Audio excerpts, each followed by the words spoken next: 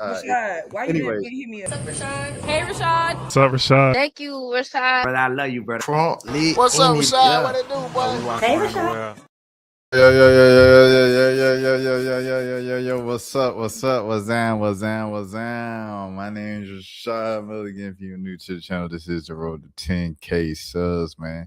Shouts out to Dan in the building, man. Y'all see where we at with it? Y'all see? I.E. First of all, I ain't gonna lie. It feels good to no longer have to hold my microphone the whole time and have it fumbling when I'm trying to go to a different page and navigate on the computer. It feels good, man. Yeah, the camera looks good, the lighting looks good. Of course, we got this, man. We like 3,000 away from getting some tape, bro. I'm not even gonna lie to you, man. Oh yeah, I got the fro, man. Got the fro out right now. You know what I'm saying? It wasn't intended to be a fro, but hey, it just ended up like that, and now we here. You know what I mean? So with that being said, let's get to it, man. Let's get to it. We got a few things, and I ain't trying to be up too late. It's already late, so let's get into it, man, without further ado. Okay. Dr. Janell Smith. We saying rest in peace to Dr. Janell Green Smith, the midwife who advocated for Black maternal health, who passed away from childbirth complications. Rest in peace to her. The American College of Nurse Midwives called Dr. Green Smith's underlying or passing a profound, quote unquote, failure of systems meant to protect the birthing of people. This is by Nari Dejan from the Griot. Shouts out to the Griot. Shouts out Black Media. Dr. Janell Green Smith, CNM, a South Carolina midwife who's passionate worth about her work, family, photography, travels, has passed away from complications related to childbirth. Proudly calling herself a LOC midwife, she was an advocate for Black maternal health, partnering with the nonprofit organization app Hive Impact Fund, which acts as a resource for parents during early childhood during Black Maternal Health Week. Oh man, this is her. Hey everyone, my name is Janell Green and I am a certified nurse midwife. In honor of Black Maternal Health Week, I'd like to share a little bit of my why and what brought me to midwifery care. Black women are 3 times more likely to die in pregnancy and in childbirth than any other race. And hearing these alarming statistics, I wanted to do something about it. I wanted to be a part of the solution and step into a role as the provider that would listen to my patients when they said they were in pain. I wanted to be the provider that would answer the questions and that would go above and beyond to allow my patients to feel comfortable in their journey of pregnancy and in labor. Also, I wanted patients to know that birth is a normal physiologic process and they deserve to know what's going on with their bodies and with their care. And leaving no questions unanswered at any prenatal visit or during labor has always been my number one goal in this role. With that being said, I would like to tell all Black mothers all over the world that I see you, I salute you, I honor you, and your midwife will always support you. That's tough, man. Rest in peace to her. The fact that this was something that she fought for, that she was going for, and it ended up being the thing that she passed away from. That's always like eerie and sad to me. In a statement posted on social media, the American College of Nurse Midwives called Dr. Green Smith's passing a quote-unquote profound failure of the systems meant to protect the birthing people, that a Black midwife and maternal health expert passed away after giving birth in the United States is both heartbreaking and unacceptable, the statement said. Her passing underscores the persistent and well-documented reality that Black women, regardless of education, income, or professional expertise, face disproportionate risk during pregnancy and childbirth due to systemic racism and failures in care. Oh, that's so terrible. Dr. Green Smith became a certified midwife in 2021 and received her Doctor of Nursing practice in 2024. On Instagram, she wrote about how the passing of her mother in 2023 almost prevented her from pursuing the DNP and that she withdrew from the program and re-enrolled the next year. quote unquote. Moral of the story: the strength he gives in the storms of life is sufficient to carry you through any hurt if you allow it. She wrote in a post reflecting on her journey outside of the midwifery. Dr. Green Smith was a photographer, calling herself quote unquote a certified nurse midwife, catching babies in angles. With her camera, she captured everything from engagement shoots to baby announcements to family portraits. Green Smith was just in her early 30s when she passed away. GoFundMe has been posted to help raise money for Dr. Green's husband, Daquan, and her newborn. Oh my goodness. Mm, mm, mm, mm. That's tough, man. That's tough. Hey Adonis, by the way. That's always tough because it's like she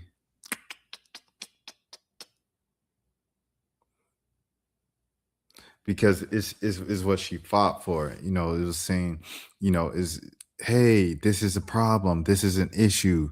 We should be going for this. We should be focusing. We should be doing a better job of this. And to dedicate so much of your life to that and studies and just resources and time, and for that to be your demise, it's eerie, it's sad, it's ironic, and it's tragic.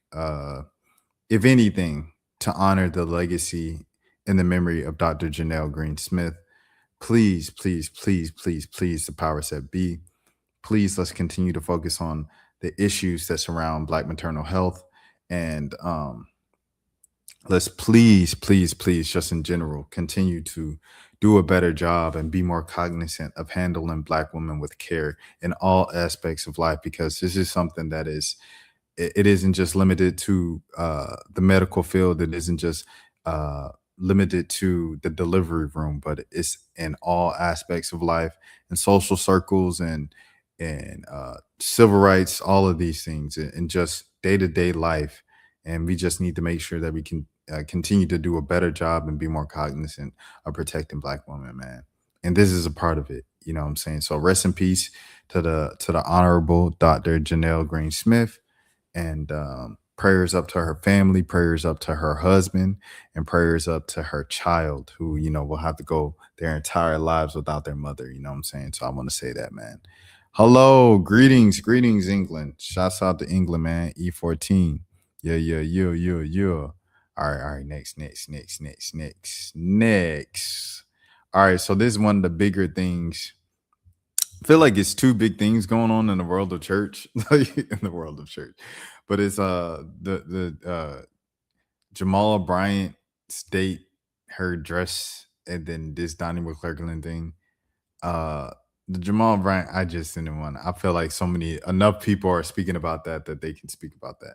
But the Donnie McClurkin thing, I kind of ignored the Will Smith accusations at first, but then the Donnie McClurkin ones came in, so I was like, okay, well, you might as well just attack both of them. Donnie McClurkin, his are a little more, I guess more people took these allegations more seriously, because Donnie McClurkin, obviously has kind of had a public, I wouldn't say struggle, but he's let it be known that something that he used to struggle with, the sin that he struggled with in the past, was homosexuality.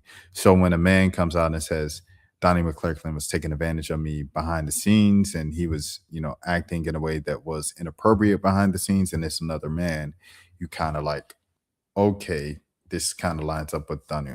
Anyways, these are all allegations, all alleged. You're innocent in the court of law until proven guilty. With that being said, here we go. Grammy Award winning gospel singer and pastor accused of S-ing a young man. Donnie McClurkin denied the allegations in the lawsuit, which were filed by a man who says that he sought the pastor after reading his book about overcoming the curse of homosexuality. Oh my goodness. Jeez Louise, man. All right, let's go. This is written by Matt Amarbita and Rich Shapiro. Donnie McClurkin, a Grammy Award-winning gospel singer and pastor, S-a'd a young man over several years and wrote an apology email declaring himself, quote-unquote, a dirty old man, according to the new lawsuit. Oh, my gosh. This man left the footprints of oh, my goodness. Jeez Louise. and he did it over email, not even text message. I mean, either way, you're cooked these days.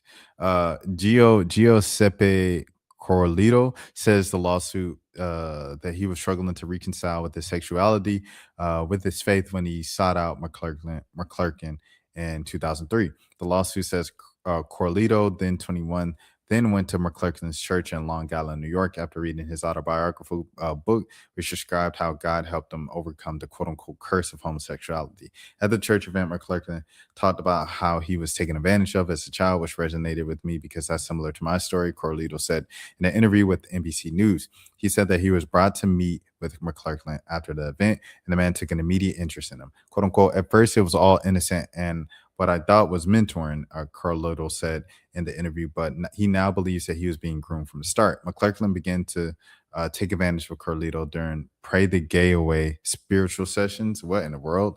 The lawsuit. Oh no, Donnie.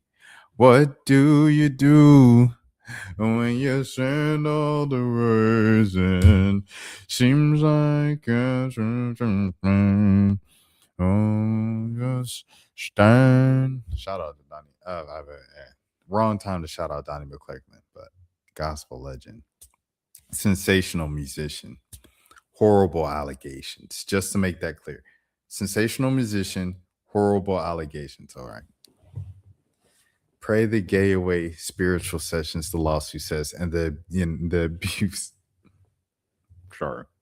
Escalated over the next several years. During this period, Corlito worked as McClurkin's assistant and regularly traveled with him, according to the lawsuit. Corlito, quote unquote, struggled to process these incidents of SA as McClurkin was both his mentor and employer, making it difficult for him to speak out against the stuff that he had suffered, the lawsuit says.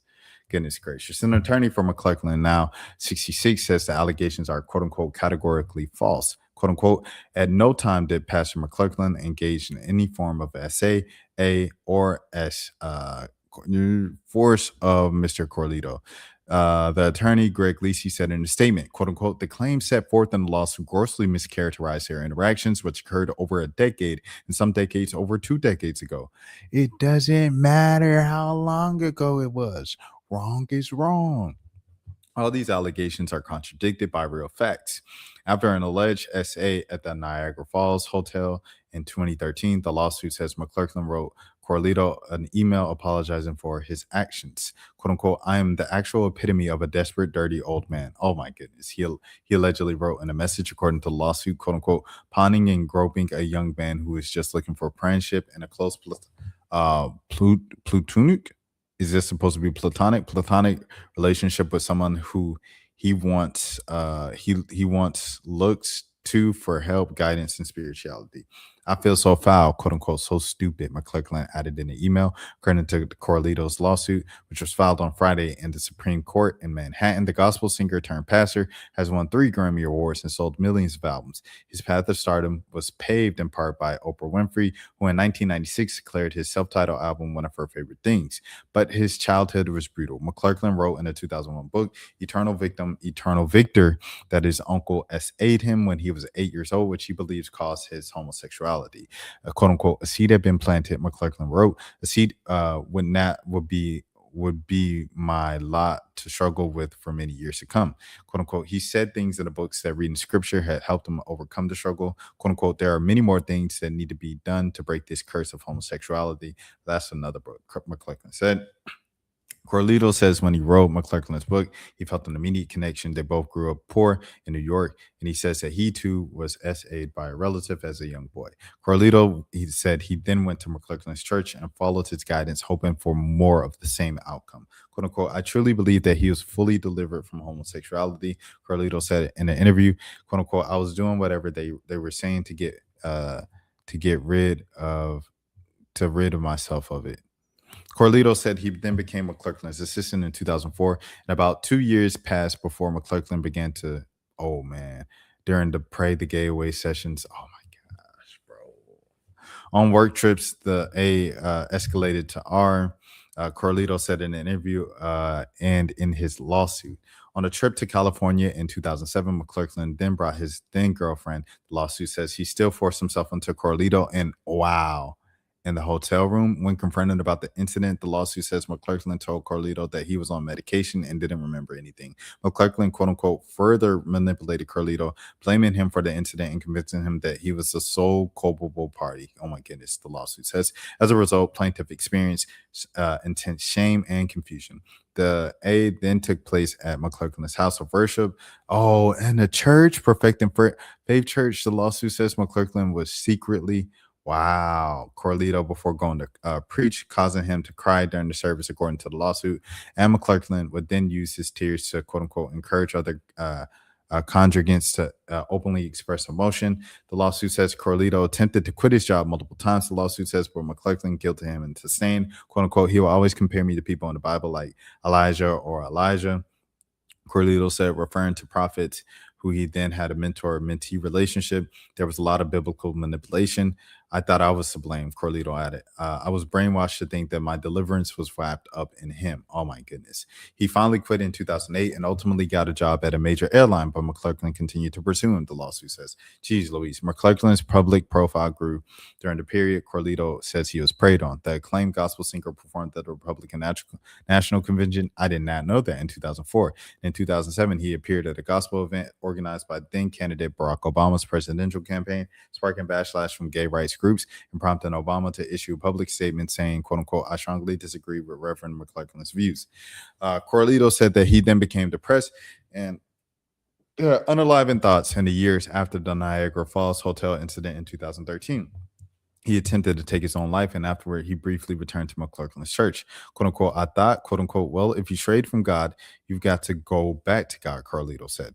But as soon as he decided to leave the church and cut off all contact with McClurkin, Carlito says that it wasn't until last year that he came across the email McClurkin sent in the night at the Niagara Falls. Quote unquote, I know I apologize for my wrong attitude from Wednesday, quote unquote, but I want to apologize for all my behavior that has been doing wrong and put you in the wrong place, McClurkin wrote. According to the lawsuit, he seen them Diddy allegations, and he said, oh, let me apologize right now. But this was 2013. So what was this? This was Bill Cosby. When did Bill Cosby have his first allegation? Bill Cosby first allegation date. Let's see that. It was 2014, 2015. So this was before Me Too. This was before Bill Cosby's. So he just did this off of just pure guilt. He knew what he was doing was wrong in the church, allegedly. Yeah, man. Crazy, right? Crazy. What do you do? All right. When your back's against the wall. All right. Seems like you just stand. All right. After you've done all you can. After you done. All right. I thought, well, you strayed away from God, but you gotta go out of the lawsuit. Here we go. Quote unquote, I have no one, ... and I feel it more than ever, but I was horribly wrong for trying to force you into something that you were consistently saying no to. McClurkin says, oh, he's cooked. According to the lawsuit, I am too old to be like this. Oh, no, he's cooked. Carlito said the email following years of emotional and spiritual turmoil was the source of relief. Quote unquote, I didn't make this up. I wasn't crazy, Carlito said. I felt vindictive in some ways. Quote unquote, He's literally admitting to his guilt. Facts.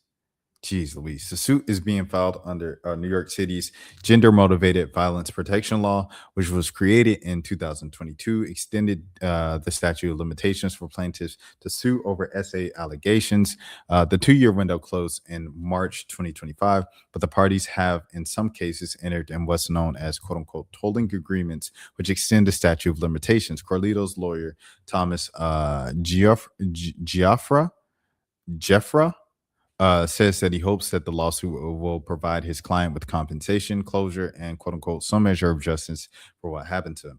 Giaffra said McClurkin quote unquote took advantage of someone who was quote unquote confused and had problems accepting his sexuality coupled with his religious beliefs. It's really sad. Carlito said that he is now much in a better place. He's married and no longer feels tormented, quote unquote. Ever since I did embrace my sexuality. Oh, so he married a man. Stop trying to change it. The weight of unaliving myself has left me. Corlitos told NBC News, quote unquote, things are being a bit more complicated when it comes to his faith. He said he's tried to go to church, but he's been unable to sit through an entire service, quote unquote. I listen to praise and worship music still, and that's what I consider church, Corlito added, quote unquote. So in many aspects, though, I lost friends, community, my religion, quote, I found myself, my family, my peace. Jeez Louise, bro. That is just tough. That is tough, bro. After you done all you can, you just stand. That's tough. Donnie responded apparently through an Instagram live with a statement. This is from somebody else's YouTube video, so you already know how that goes. If you don't know how it goes, it's a risky thing. It could get copyrighted and taken down. But shouts out to joy105.com. I'm already subscribed to them. All right, so I'll thumbs up it. And I'm gonna skip to the thing. All right.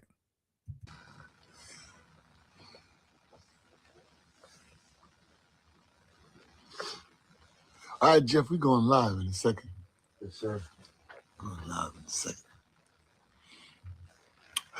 Hey, everybody. Hey. I'll give you a second to come on in.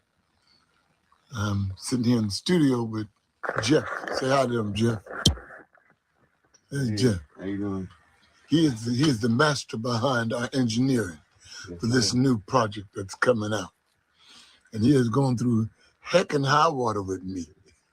And he's kept me afloat. So, yeah, I see some of y'all are coming on now. Excellent. Hey. All right. Listen, I'm in the studio. On the way here, I got some disturbing news that I'm not going to share with you right now. But all I can say is keep me in your prayers. Keep me in your prayers. That's all I can say. But despite the disturbing news and despite some of the things that I'm going to have to deal with, praise God, I'm working on a song, and the song ironically says, all that I can say to you is yes, yes, yes. So all I can say to the Lord is whatever's going on, yes, yes. And so I'm going to give you a little sneak peek while it's still less than 100 people on right now. I'm going to give you a sneak peek. Well, we're over 100 now. No sooner did I say that. But I'm going to give you a sneak peek of the song. As a matter of fact, listen, I'm going to give you a chance to invite somebody on. And then I'm going to play this song. And as soon as I finish playing it, I'm going to erase it. Because you're not supposed to hear it yet. So, and this is to take me out of the doldrums of the news that I just got. But despite the news, I'm not going to keep harping on that because God's in control. But despite all of that, my yes to God is really what's needed. The confidence that I have in him that if he's gotten me thus far, he'll take me the rest of the way. And should my way end, it's still going to be an eternal yes. So to God be the glory for all the great things that he's done, is doing, and will do. So I'm going to let you guys hear a little bit of it. I don't know how well it will come, the sound will be. But take it for what it's worth. And I just thought I'd bring you in the studio with me. Okay? So some of you scallywags have already started spreading around that I got some disturbing news. That wasn't the purpose of this doggone Facebook thing. It was to let you hear something. But, y'all can't hold water with a cup. Y'all can't hold water with a cup. Just anything and everything becomes just news. But I guess I shouldn't have said anything anymore. You get out of here. You stop listening to my songs. And I'm going to go and try to lay these leads. And then... he sounds guilty. Everybody is innocent until proven guilty. And I love Donnie McClurkin like the next person. But one of my dad's songs, like with us, like bonding, is a Donnie McClurkin song. You know what I'm saying? So it's like it's deeper than music. You know what I'm saying? My connection with Donnie McClurkin is music. He sound guilty. Cause why ain't he say like I ain't no. That ain't me. That ain't me. Like he ain't even do the come on, y'all. Y'all know me. He ain't even do the DDG. Move on from there. I just shout out DDG. I'm sorry for using your name, DDG. I ain't mean it in no bad way, you know what I'm saying? Shout out DDG, shout out Holly, you know what I'm saying? Holly from Atlanta. DDG is a friend of the channel and he's always, you know, been nice to me. Shout out DDG. I wanted to share that with you guys, and I don't know if you could hear it now because I can't see any comments, but that's life. That's what people say. But I just wanted to share that with you. I'll talk to you later after I finish laying it, and then I'll let you hear a little bit of the vocals that I lay. But that's just a song of surrender. All that I can say to you is yes, yes, yes. There's no other answer to give to God but yes. All right? Somebody may be saying, sound like a love song. Well, it is. From me to him. That's the way it goes. And when you fall in love with Jesus, there's only one answer.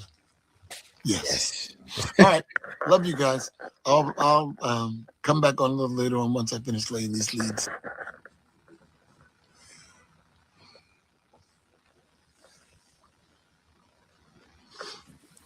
All right, Jeff, we're going live in a second. Yes, sir. Going live in a second. This the same one? Yeah, I'm Jeff. All I can say is keep me in your prayers. Same one. So they just repeated it. Okay. All right. Well, there it is. We'll see what happens. But I think the fact that he went live and didn't like address, I mean, not even like, because I know legally with those things, you can't, you know what I'm saying, say too much. However, I do think you can be like, y'all know me. You know, you could at least say like, come on, y'all, like, for real. I really think, come on, man. Y'all know me. All right, Will Smith. From one to another, Will Smith sued for and wrongful termination by a violinist. An alleged violinist who appeared on season 13 of America's Got Talent is suing actor, rapper, and producer Will Smith for alleged and wrongful termination, the Los Angeles Times reported. The musician alleges that he was hired to perform on Smith's 2025 European and UK tour of his Based on a True Story album before he was retaliated against. In a lawsuit filed last week in the Los Angeles Superior Court, Brian King Joseph claims that after developing a professional relationship with Smith on November 2024, he was invited to perform several tracks of the rapper's latest album, which was released in March 2025. The violinist went on to share the stage with Smith and his band twice in San Diego and was invited to perform with them again at the House of Blues Mandalay Bay in Las Vegas. According to the lawsuit, Smith and Joseph ended up spending additional time alone, where Smith allegedly shared with the violinist, quote unquote, "You and I have such a special connection that I don't have with anyone else," along with other statements, a suggestion an affinity for Joseph. The Times reported. No. When Joseph joined Smith for his band for the Las Vegas show, it was the Superstars team that booked hotel rooms for everyone. Hold on, let me see. In the complaint, Joseph claims that he left his bag, which contained his house key, his room key, in a van that took the band to a rehearsal, and that later, when he requested his bag, it was somehow missing before eventually being located and returned to him. He then alleges in the suit that when he returned to his hotel room that night, there were signs that someone had been in the room without his permission. Quote unquote, the evidence included a handwritten note addressed to the plaintiff by the name that read, "Brian, I'll be back later. By 5:30, just us, John Hart, Stone F." The Times reported, and the document said, quote unquote, among the remaining belongings were wipes, a beer bottle, red backpack, a bottle of HIV medication with another individual's name, an earring, and a hospital discharge paperwork belonging to the person unbeknownst known to the plaintiff. What in the world? Worried about his safety.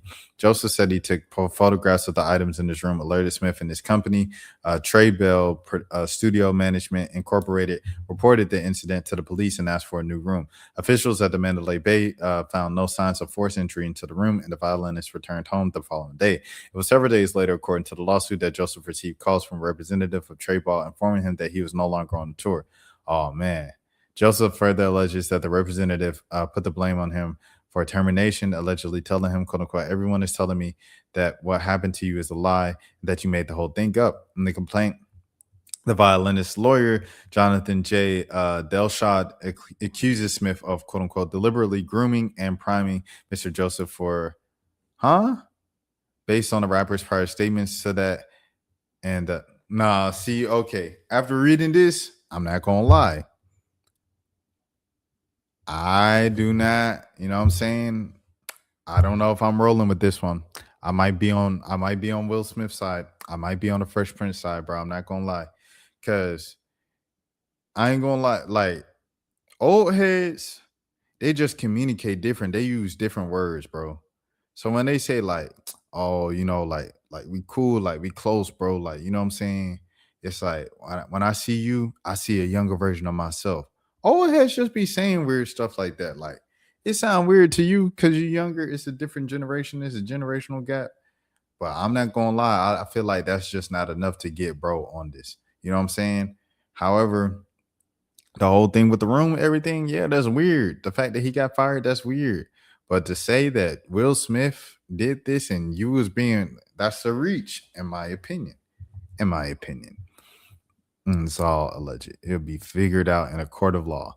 Alan B. Grodsky, Smith's attorney, claims are false, baseless, and reckless.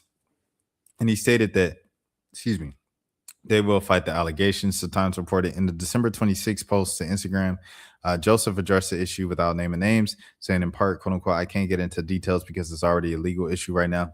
But the reason I'm speaking out right now is because this is because being fired and getting blamed or shamed or threatened or anything like that simply for reporting misconduct or safety threats at work is not okay. Joseph's lawsuit, which was filed against Smith and Trey Ball Studios Management Incorporated, seeks attorney fees, punitive damages, and compensation to be decided at the trial. Okay, where is the video of this dude? I'm not going to lie, man. Donnie McClurkin doesn't look so good. I think Will Smith will be able to overcome this one. Now the Tyler Perry joints, that joker got another lawsuit. I'm like, bruh, another allegation by another man who used to be acting under you. I'm like, dang, dog, that's crazy. I ain't gonna hold you, bro. That's insane, dog. Yet he does his parts in movies so well. Yeah, no. It's a great actor. Like one of the greatest actors ever, man. Will Smith, the Fresh Prince, bro. Now, him getting signed over Suave, it led up to one of the best lines of 2025. And then they signed Will Smith. All right. Hilary Duff's husband, singer Matthew Coma, comes out swinging at Ashley Tisdale and her quote-unquote toxic mom friend group accusations that took an aim at his iconic wife.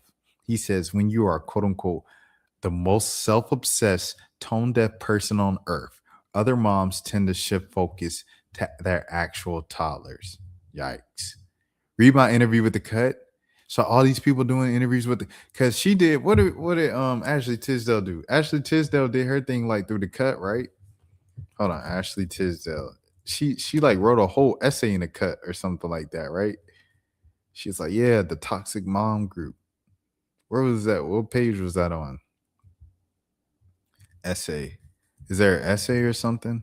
Essay. Let me see. Her husband. The Cut. Yeah. She did it in The Cut. So this man went to the oh, this is just messy. This is some messy stuff. Hey, I don't want. Come on, man. These are Disney actresses, Disney alum. And their husbands going back and oh my goodness. Gotta love a husband standing up for his wife, not gonna lie. Goodness gracious. So he did it. He did an interview with the. Did he do an interview with the Cut for real? Let me see. Hold on. Matthew Coma. Let me look him up. Matthew Coma. There he is. Let me see. Did he do an actual interview with the Cut, or is this just like a parody? Oh, okay. So I guess it was a parody. Well, hey, we rock with it anyway. Excuse me. Pros. I'm about to switch. I didn't charge my camera. I ain't charged my camera. All right, cool. We here. We on the laptop. All right. Next. Thank you, Dan. Hilary Duff's sister also spoke. Haley Duff liked Ashley Tisdale. Oh no. Oh wow. Oh, she didn't they have a song?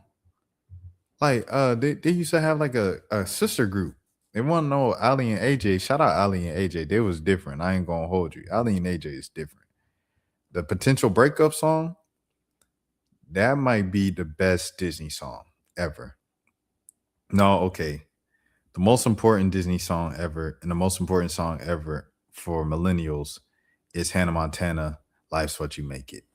Watch that video. The best might be Potential Breakup song. And then I really like Sneaker Night from Vanessa Hudgens too. But a lot of other people don't like that song. But I think that's a great song. Like Vanessa Hudgens continuing to try to force a music career that didn't work out. I thought it was cool that she forced it just because like Sneaker Night was so good. I was like, oh, I don't mind. Sneaker Night's good. All right, Haley Duff, like Ashley Tisdale's post about Ashley's claims that she was in a toxic friend group. Hilary Duff is a member of said friend group. Hilary and Haley, once close sisters, have not been photographed together since 2019, leading to speculation of a falling out. Haley Duff, wow. It's worth noting that after the backlash for the piece, Ashley Tisdale's reps came out and said that she wasn't talking about the friend group with Hilary Duff and Amanda Moore, but Haley's quote-unquote like certainly seems like Ashley's rep looks like a liar. Oh, wow. Okay. Oh, this is one of those T pages. I'm reading. Okay, I had to realize what I was reading. Okay, so there's commentary and stuff like that, and that's okay. Gossip. All right. Next, it's none of my business. It's none of my business. It is interesting though. I did look at it. I did look at the T. I ain't gonna lie. Wendy Williams-ish. McQueen. We're gonna we get it. You guys got us to 800 subs, and you guys deserve the shots. So we're gonna go get you guys the shots. All right. But you understand, all right? Okay, the shots. This is go. Do I got to? You get it. Come over here. Maybe I gotta get the fuck up here. Sometimes you forget that I'm a man. No, I never forget that. Sometimes you forget. I never forget that you're a man. I'm a man. All right? You a woman. All right? Baby gorilla. Just because you taller than me do not mean I won't get in your ass. Okay? I run this motherfucker. Do you understand? I know you do. Okay. Hey, W. McQueen, bro. We're gonna give y'all what you want. W. McQueen, bro. I ain't gonna lie. This is the best McQueen clip I've seen in a minute, dog. Because McQueen just be on, because he on that like red pill stuff now, like women, you gotta treat women like this and all that. So it's nice to see him like just make some kind of funny content again. He's a funny dude. I didn't know this had money. Music, I mean. David Banner reveals his eating performance is vegetarian or vegan, and and he explains how Erykah Badu to get his blood checked led to him eating steak again after 20 years. My mom told me to get my blood checked because stuff a bit different right now, so I might have to, we'll see what happens. You know what I mean? She said, I'm not nothing. She said, I know what my body reacts to the best. And she said, I listen to my body. Yo, what's going on with the My screen all just like minimized over here or whatever. Let me see. Truly craving. My body needs it. My body. So she was like, shouts out to Erykah Badu. So Erykah Badu. So is Erykah Badu still vegan? I feel like he'll tell it in the 7 minutes. Shout out to Was Sadadex at the time. My money. But it's music all over this, bro. I can't do that. It ain't worth it. Speedy. Maybe the most embarrassing moment of my life just happened, and I had to come back and lay down to reset because I can't believe this just happened. So I'm in Vegas, and I wanted to go get a shape up. He finishes the job. I said, boss, how much you charge? He says, 30 cash. I said, $30. No problem. Let me Zelle you. He said, ooh, we don't have Zelle. I have Venmo. And I said, oh, I don't use Venmo currently. He was like, oh, well, there's an ATM right there. I said, okay. So I go to the ATM. I try to pull $30 out. Decline. I was like, okay. I try a different debit card, pull 30 cash out, decline. I was like, this is weird. They're watching this whole thing unfold. He goes, oh, I also take Cash App. I said, great. I know my right-hand man, Ish, got Cash App. So I call Ish. I said, Ish, do me a favor. Cash App this guy 40 cash, and I'm going to Zelle it to you. He said, bet, no problem. But before I was able to finish that call, the guy getting a shape up in the next chair goes, yo, hang up. I got you, bro. I'll make sure it gets. I said, okay, Ish, never mind. I hang up the phone. I walk over to that guy. I said, bro, what's your Zelle? I'll Zelle you the 40. And you pay the barber. He goes, don't worry, brother. I'm going to pay for it. You know, sometimes life has you down. I'm just going to be embarrassed. I said, no. I have the money. I just didn't have the Venmo or Cash app on my phone. And the ATM wasn't working. It got declined. He goes, I understand, brother. I've been there. And I said, no, you don't understand. Like, I promise you, I have the money. As a man, like, I want to take care of my responsibilities. Like, I'm not letting you pay for it. He goes, yeah, brother. But as a man, we got to understand sometimes things are out of our hands. And I was like, bro. He started asking me, like, yo, brother, you got kids, man? And I was like, no, I don't have kids. But even if I did have kids, I have $30. Then he offered me a ride home. He's like, where you headed? I could probably drop you up. I said, oh, man.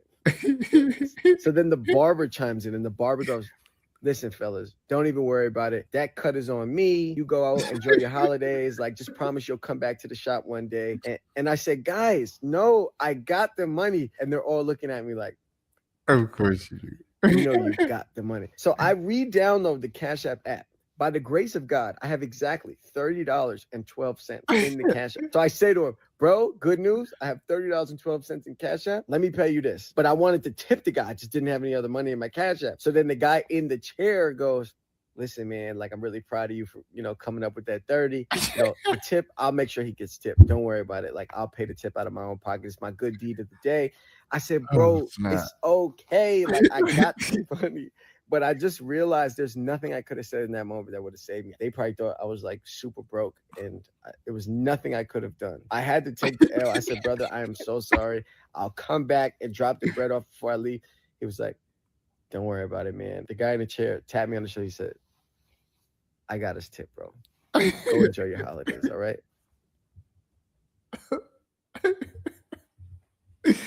Oh, it's not. My card declined and my bank would not send me a fraud alert text or let me fix it in the app. Alarm forming behind me. I panic and I showed the lady my bank account balance because I can't go out like this. All right, hold on. There's the thing is off for me, bro. I'm trying to get it right. It's like everything just froze on my screen. So it's like it's shrunk on my screen. So I'm trying to get it right. All right. Let me go to the next scene. Money glitch. All right, hold on. Give me a second, bro. Appreciate everybody watching, everybody in. It's 3:00. Oh, there it is. Okay, finally. I got to pull back up, Dan. I just moved into this co-living house in New York with a bunch of strangers. Here's how much the rent costs. So this is a 15-bedroom house in Brooklyn. It's definitely got some Friends vibes to it. Ever since I started making content, I've wanted to live in New York, but it's obviously insanely expensive. So I moved in here with a bunch of people, and it's been great. This house has a bunch of shared spaces, like this basement has a bar, TV, living room, this co-working area. We have a little gym too. We also have a pretty big backyard, which is super nice to have in a big city. This is the kitchen, and it's set up pretty well, so you can have multiple people cooking at one time. But definitely the best part is the location. Being just a bike ride away from this view does not get old. And in terms of rent, the average cost of a co-house room in New York is $19.50. Personally, this house has everything I need, but let me know what you think. Would you try co-living? It's $19.50. Not gonna lie, this is crazy. Whoever owns this house is making so much money off the system. Plus, the tenants are seemingly happy and even making TikToks to help you find new tenants. Infinite money clips for real. Facts. Coexisting with 14 other people and still having to pay nearly $2,000 is crazy. Owner probably gave him a little free month rent for a promo vid, and they're racking up application fees. I doubt that. Oh, bro, making almost 30,000 a month. 2,000 times 15. Sheesh. Yeah, I ain't gonna lie. No, that is crazy. 30,000 a month. He said we live right around the corner. It's 1950. It's crazy, bro. It's 29,000 a month in rental income, but that's easily a multi-million-dollar house. The mortgage payment on it is likely $25K plus. That's a fact. That's a fact. But what if you paid off the house? If you paid off the house, and it's literally you get all that money. On that money, yeah. On that money. Let me see what this is. Go straight out the coat. Who's hungry? Let me get a cup. It smells crazy good. You got him. Oh, it's Sora, bro. Dang, and he put the question mark. It's Sora. Wow. AI, bro, is terrible. Whole pieces of corn, plantain, everything. Stay warm out here. Appreciate it. Bus coming, but I still got bowls on me. And he had a bus stop. Like, it's just whack. It's whack. Okay. All right. You know what time it is. If this is your first time on the stream, it comes a point in time, man, every single time where we bring up a special guest. And that special guest just happens to be the same special guest, man. That's my dog. Sonny, what's happening? How you doing? And the special guest is, drum roll, please. Hold on. Let me see if I got a there we go.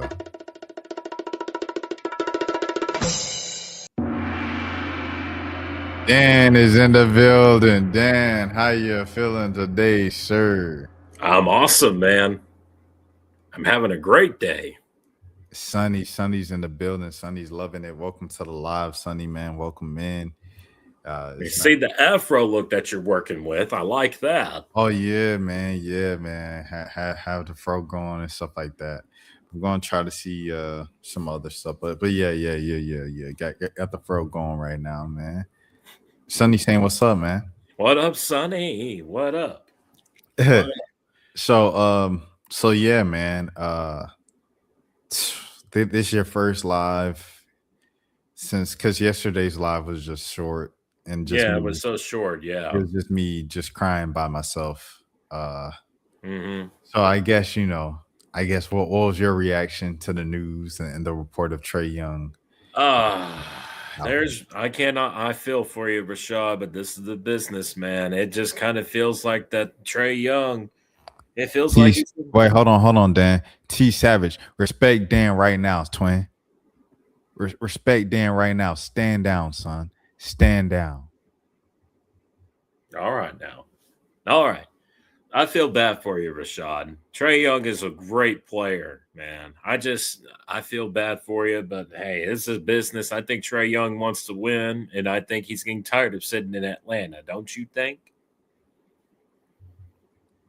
T Savage, I ain't gonna lie. If I'm on meth, and Dan is on crack, I don't know enough drugs to come back with the comeback.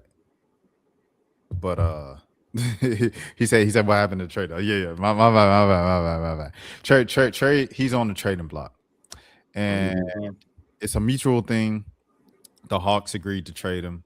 Or the Hawks agreed to try to move on from Trey. Trey's team has agreed to find a new team. And so that's what's happening, man. Trae Young is about to get traded from the Atlanta Hawks. I can't believe it, man. There it is, Sonny defending you. There it is, right there. But it's terrible. Like, I mean, you guys know how folks feel, bro. Dallas, I feel like y'all know more than we know how it feels more than anybody else, man. But I mean, I guess at least for Atlanta people, be We know how it feels. yeah, I mean, at least there was kind of like a heads up here. Yeah, this is getting very, very interesting, man. I feel like that Trae Young, it feels like that he's given the city of Atlanta so much and whatnot. It's just, I do think that Trae it wants to win as bad as he does, but it just feels like that maybe Atlanta's just not the right team, right fit for him, you know? And I feel like if Trae was able to go to a good team where he can get a lot of support and whatnot, I think a team maybe like the Lakers would be interesting, but I don't know if the Lakers can afford him. I don't know. The Lakers would be crazy because it's like, you know, you think people complain about Trae's defense now. Just imagine him next to Luka. Oh my gosh. A lick of effort on defense. And then LeBron doesn't care on defense anymore now at his old age. Oh my goodness. It'll just be like hunting season, holiday season. It'll be terrible. Yeah. Terrible, man. But I mean, but what I'm seeing with these proposed packages and offers and stuff for Trae, they just Are they don't that seem bad? they're pretty bad. I'm not gonna lie. See, the thing is, the Trae thing is Trae's an expiring contract with a lot of money right now on it. So you have to kind of like give up a big contract to get him. And then, but you know, you also have to like understand that you might not keep Trae Young long term because Trae wants a max contract. Who wants to give Trae Young a max contract? Who wants to just, you know, kind of depend on that? And it's like, I don't know. I don't know who wants it. Like maybe like it seems like the Wizards want to give him a max contract. And apparently Trae is like interested in going to the Toronto Raptors as well. And the Raptors might be interested in him. So do they have the money to give him a max contract? They took on Brandon Ingram. Of course, Scotty Barnes is going to have to get paid. That's his franchise. That's his team. RJ Barrett's probably going to get a nice penny too. So, like, do they have the money for a max contract with Trae Young? I don't know. So, I don't know. It's a tricky thing because wherever he goes, he's going somewhere that's going to give him a max contract.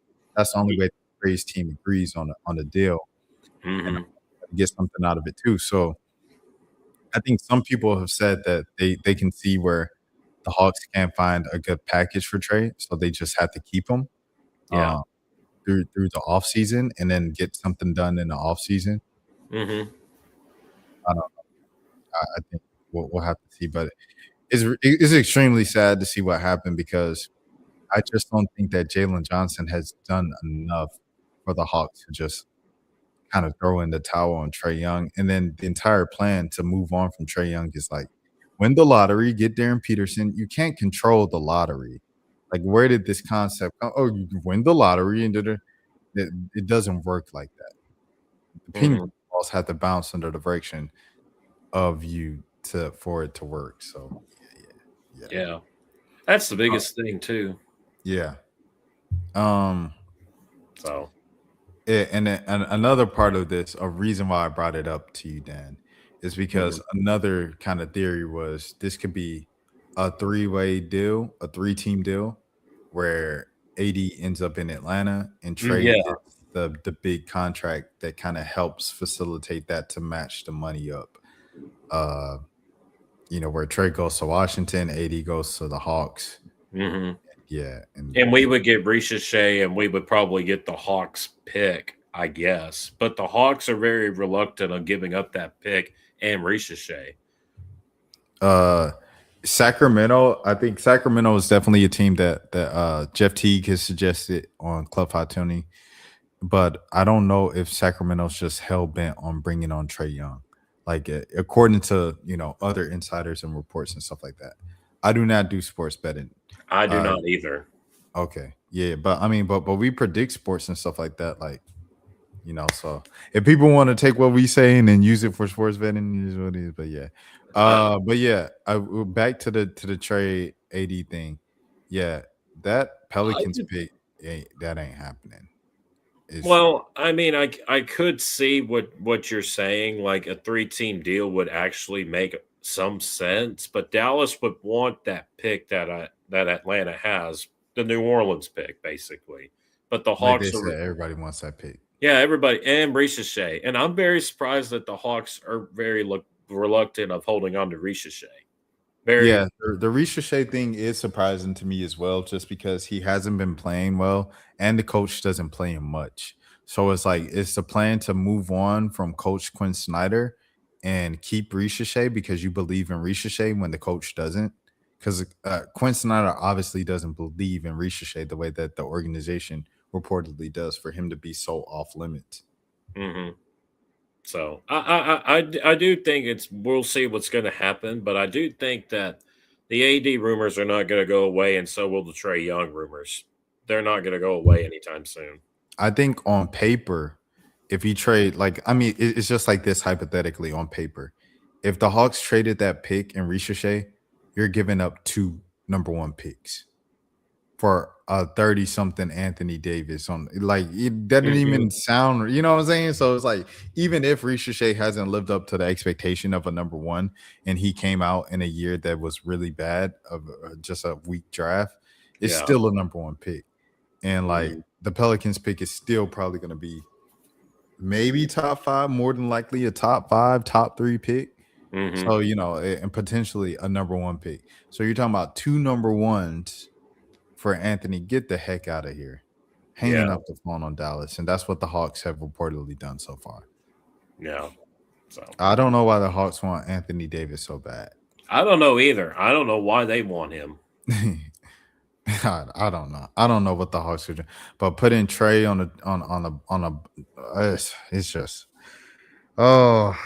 I know, I feel you, man. But the fans are so happy and they're like, oh great, move on past Trae. Like, he didn't play defense, he didn't win anything, and it's just like, you guys have no clue about the history of the Atlanta Hawks, and that's the problem. You don't know your history. The Hawks have never had anything like Trae, and people take things for granted until it's over. When Trae's on the next team and that team is winning and they're, perennial playoff, teams, I don't know if he's going to win a championship or not, but I know he's going to be in the playoffs, and I know his team's going to be making runs in the playoffs, and he's going to have nice games in the playoffs and game winners in the playoffs, because that's what he's done in Atlanta. Right. And when you got to sit with that and you sitting with whatever you're getting right now with a team that can't beat Toronto, they can't beat Detroit, and they're playing 500 basketball against everybody else, I just don't think that's enough. Yeah. It is what it is. I can't really say. I cannot agree with this, Justin Spies. They have this guy named Shea Gilgeous. How will Trae and SGA mesh? Well, that's literally only because this is only even a suggestion. I think 2 reasons. OKC has the most draft capital in the NBA, and number 2, Trae Young is from OKC. The only reasons why anyone would even suggest it. Could you imagine SGA and Trae teaming up? Yeah, but at SGA, he's got point guard on lock. That's over with. Yeah, and Trae Young's like a shooting guard. Yeah, I know, but Trae, he doesn't really play off ball, and that's kind of like one of the things that people are like, oh, the fit with Jalen Johnson, and it's like, oh, him and Jalen still work together well in the pick and roll and all of that, and Jalen can kind of operate almost from a Draymond Green type of pick and roll, where he gets the ball mid roll and he decides mid roll of, okay, what am I going to do? Am I going to dump it off? Am I going to oop it in the dunker spot to Onyeka Okongwu, or am I going to float it up myself? Am I going to take it in myself, or am I just going to stop and pop mid-range jump shot?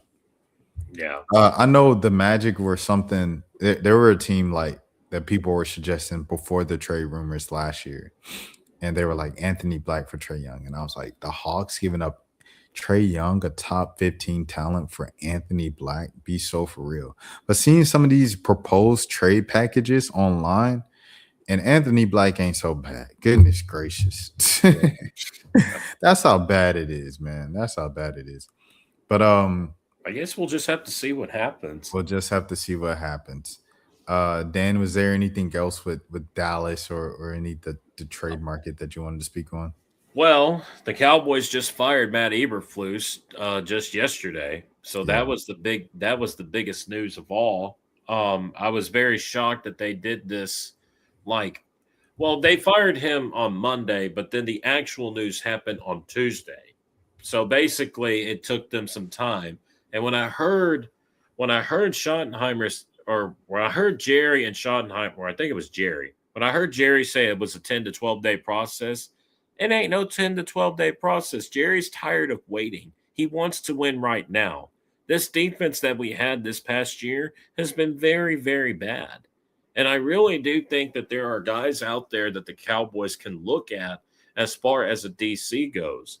If I had to pick my top 3 guys that I really want for DC, it would be Brian Flores from the Vikings, Jim Schwartz from the Browns, and Jim Leonard from the assistant DC for the Broncos.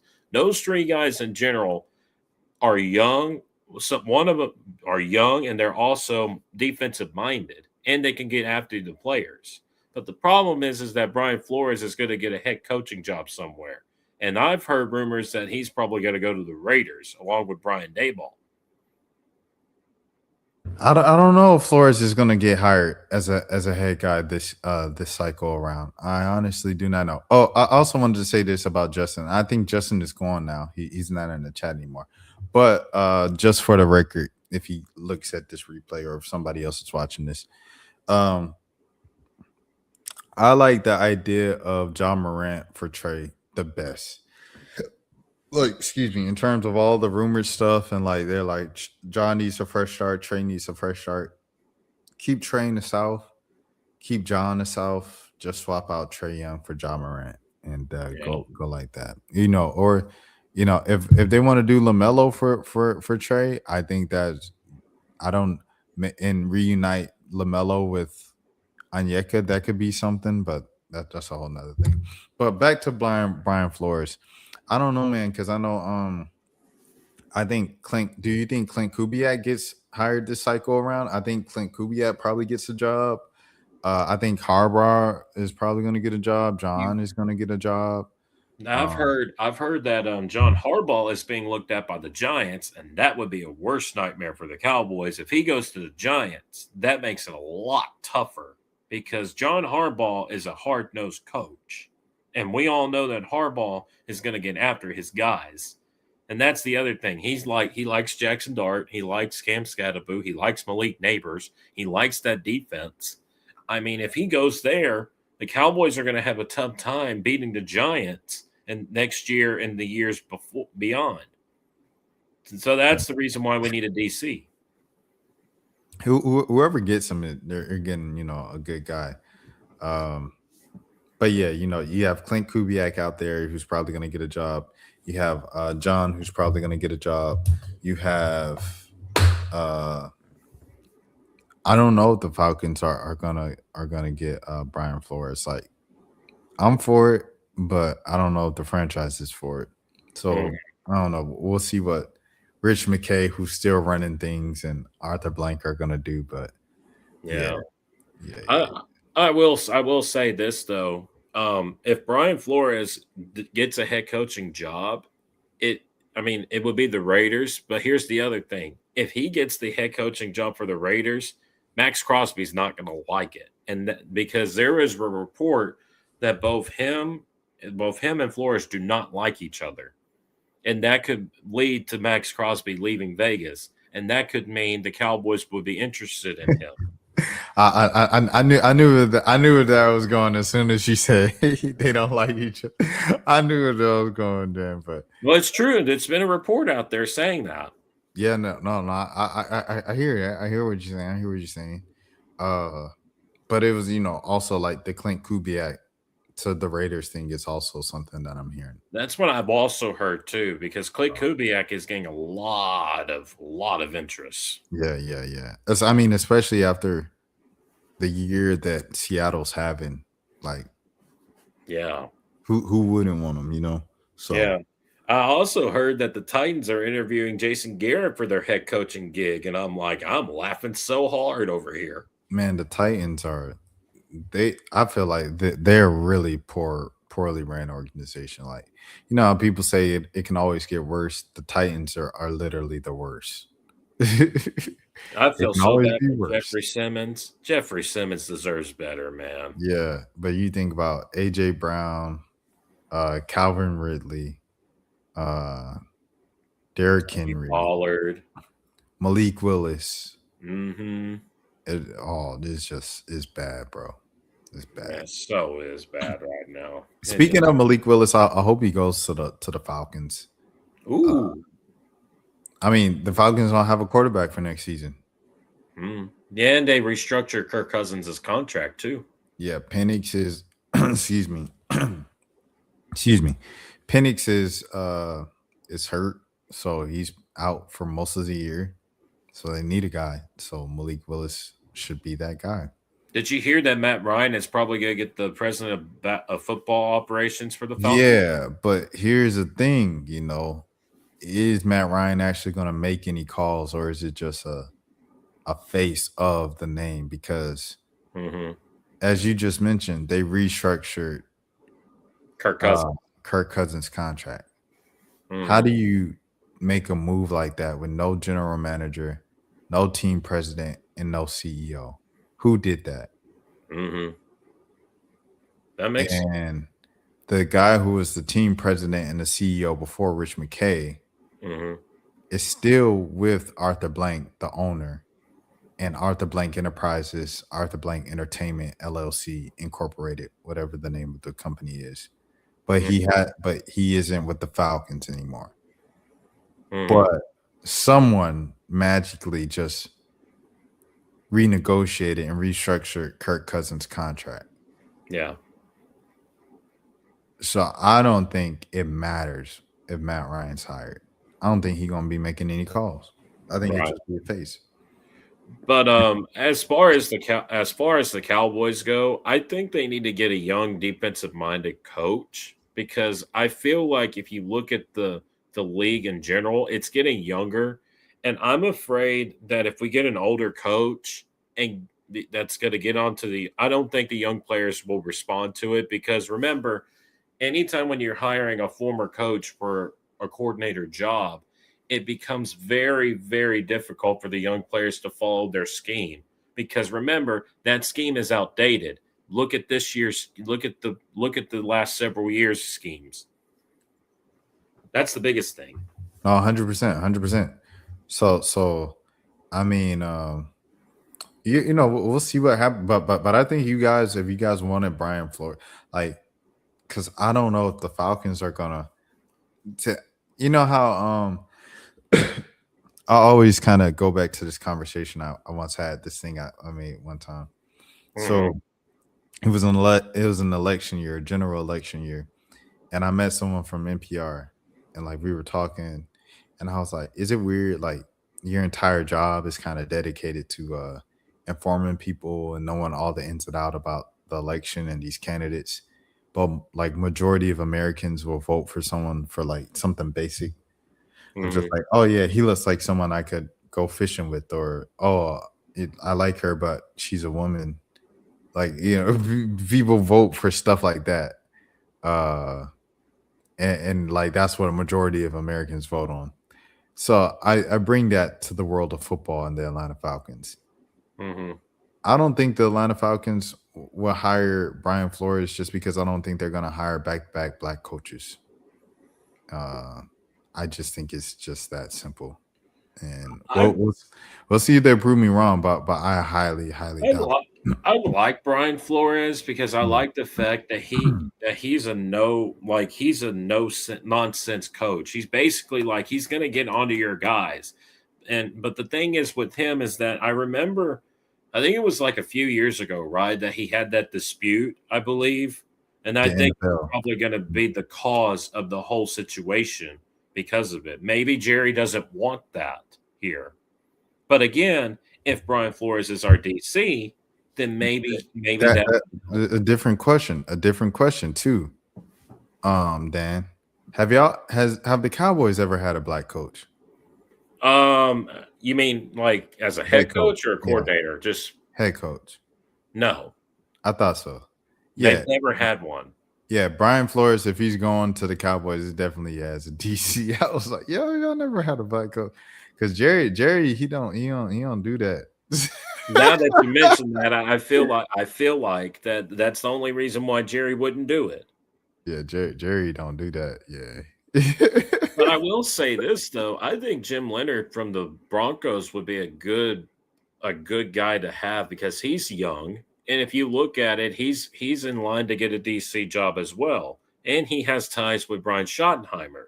That also makes a lot of sense. Yeah, no, 100%. Like, I think anything from Seattle or Denver or the Rams or something like that, like those hot spots, I do all the poaching from those teams for sure. Man, you're going to see movement in the next several days when these playoffs get started. You're going to see a lot of teams looking at these guys. Yeah, it's going to be interesting for sure. It's going to be. And the Cowboys need to have a thorough search. They do not need to wait. They do not need to settle on one guy. Yeah. I don't know why I was even. Oh. I was looking at the Kyle Shanahan thing because some people were like they put pictures of Matt Ryan and Kyle Shanahan. It's someone that they were like bring back home. I forgot who it was. Yeah. All right, it'll come to me later. But as far as go ahead, Dan. Mavericks go, the Mavericks won. They beat the Kings at long last. I mean, they beat them by 2. They beat them by 2 points. AD had a decent game. He had 19 points and 15 rebounds in that game. Or 16, but yeah. Mm-hmm. And then you got Cooper Flagg, who had 20 points, 8 rebounds, and 6 assists. That was a good game for Cooper. Yeah. But Daniel Gafford gets a double-double in that game. That was huge. I'm glad that Najee Marshall's getting a chance. Najee Marshall's having a pretty good run here. Now, I think he's probably going to get – I think he's going to be in the AD trade. That's what I think. Could you imagine somebody would put Najee Marshall with the AD trade? That would be crazy. Yeah, it's a nice rotational player to get. Answer me this, Rashad. Yeah. So I remember AD says that he loves to get up against DeMar DeRozan. What's the connection between those two? I know that they're good competitors when they go up against each other. I know AD was talking about that earlier in the post game. He says he loves to get up against DeMar DeRozan. He like the competition that is. Debo, if anything, I look at it like this. I honestly do not know, but they might be the same high school class, but no, because DeMar's 09 and AD was 11 in terms of draft class. But I know DeMar is from LA. Mm-hmm. AD's played in LA. Yeah. AD is from Chicago. DeMar has played in Chicago. I honestly do not know. I know, but DeMar is real close with LeBron. I know that. Debo and AD played with LeBron too for a long time, and that was his man. So maybe that's a connection. I do not know. But I will say this though about the Mavericks. It feels like that they're trying to get on the streak, but at the same time, it's like when they go on the streak, then they go on a bad streak. That's the thing. Like they got to beat the Jazz. That's their next opponent coming up. But I do think that if we keep winning these games, then all of a sudden AD is not tradable. That's the other thing. Yeah, like he said, get his value up. Yeah, get his value up. If you're going to trade him, trade him. Man, Brandon Williams, 18 points off the bench. My guy. 27 minutes. Man, but Klay Thompson, what the heck, man? 6 points in 27 minutes. You blow my mind. Stop dating Megan Thee Stallion, Klay. Unsatisfied. Man, Dennis Schroeder with 11 points. Yeah, he had 11 and 9. Mm. He's pretty consistent. Yeah, he is. Doug McDermott played 5 minutes. He must have got hurt. Yeah, probably.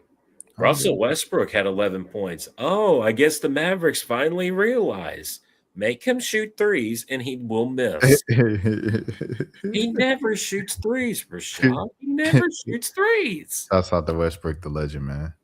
Oh no! All right. Okay. Come on now. All right, Dan. You wanna close us out, man, so I can go to sleep.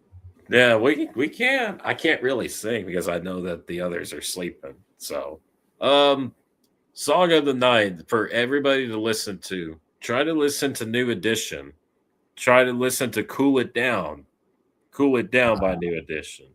I can't sing it. Cool it down. Cool it down. You got to lose control. T Savage, salute. You was tweaking. I ain't gonna lie, you was tweaking in the chat, but I ain't gonna lie, I laughed a couple times. Don't tell nobody. I did laugh a couple times at your comments. He said he subscribed. I appreciate that, brother. We gotta see more of this Afro look, Rashad. We gotta see more of that. I'll see how I can tame it and stuff like that and keep it like and keep it I'll keep it tamed and everything. Dude, the only thing I got is this big old thing right here. She said drinking alcohol, aren't you 18? He said, oh, I'm talking about Mountain Dews, baby. Shout out Sean White, man, the legend of the Flying Tomato. But all right, man, we're gonna get out of here, yo. It's about to be 3 a.m. So I have work in a few hours at 9 a.m. So I should go to sleep. Dan, I appreciate the time so much, man. I'll be back on here to talk more of the playoffs. Don't worry. Jeez Louise. He said, all right. Anyways, we're gonna get out. Everybody, please have a good morning, have a good afternoon, have a good evening, have a good night. Have a good day. If nobody else told you today, I care for you. My name is Rashad Milligan. This is Dallas Dan. This is the road to 10K subs. Please follow along and subscribe because we are live on this channel each and every single day, just like I've been for the past 307 days. Jeez Louise. Until next time, please take care of your... Rashad, why you didn't hit me up? What's up, Rashad? Hey, Rashad. What's up, Rashad? Thank you, Rashad. Brother, I love you, brother. What's up, Rashad? What it do, boy? Hey, Rashad.